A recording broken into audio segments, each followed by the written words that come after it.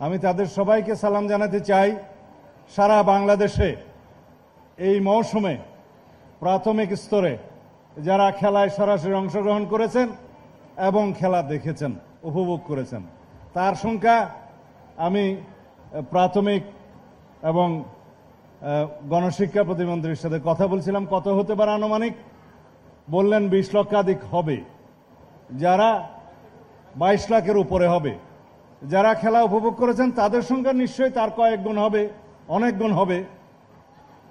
মাননীয় প্রধানমন্ত্রী, আপনি চেয়েছিলেন এটা সুস্থ জাতি গঠন হোক, ক্রীড়ায়, সংস্কৃতিতে এবং আরেকটি ভাষায়, অর্থাৎ বাংলা ইংরেজির পাশাপাশি তৃতীয় একটি ভাষায় আমাদের সন্তানরা পারদর্শী হোক। এদেশের সমস্ত শিক্ষার্থী তাদের দুই হাতকে কর্মের হাতে পরিণত করুক। আপনি চেয়েছিলেন, নির্বাচনী ইশতেহারে আপনি সেটা প্রতিফলন করেছেন এবং আমাদের 31 দফার তার প্রতিফলন আছে।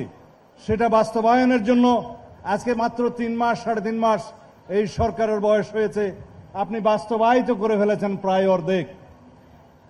এটা হচ্ছে তার নমুনা।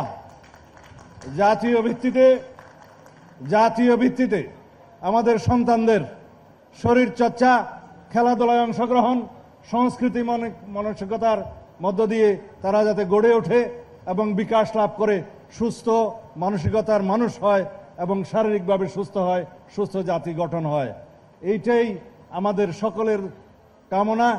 কিন্তু বাস্তবায়ন করে যাচ্ছেন আপনি আপনার নির্বাচনী ম্যানিফেস্টোর মধ্য দিয়ে, বরাদ্দের মধ্য দিয়ে এবং শিক্ষা ব্যবস্থায় তার নির্ধারিত কর্মসূচি প্রণয়নের মধ্য দিয়ে।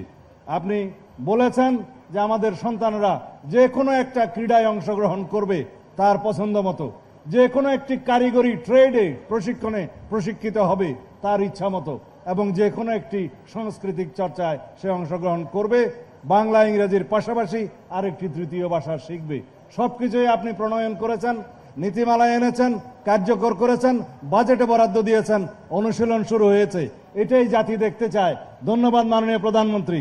আমি আজকে যারা বিজয়ী হয়েছে তাদেরকে অভিনন্দন জানাচ্ছি, যারা রানার্স আপ হয়েছে তাদেরকে অভিনন্দন জানাচ্ছি, তারা আগামীতে চ্যাম্পিয়ন হবে।